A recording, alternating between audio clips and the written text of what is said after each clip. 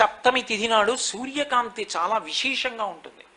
అటువంటి సప్తమి తిథి నాడు రథసప్తమి వచ్చినప్పుడు ఆ జిల్లేడాకులు రేగుపళ్ళు తల మీద పెట్టుకుని నమస్కారం చేసి సూర్యుడికి స్నానం చేస్తారు. ఎందుకు అంటే సూర్యబింబంలో ఉండేటటువంటి ప్రాణశక్తిని పుచ్చుకుని జిల్లేడాకు ఇక్కడ ఉండేటటువంటి గోరువెచ్చటి ఆ బ్రహ్మస్థానము నుండి ఆ లోపలికి ప్రసారం చేస్తుంది. దానివల్ల ఎదర వచ్చేటటువంటి విశేషమైనటువంటి వేడిని తట్టుకోవడానికి కావలసిన శక్తి వస్తుంది.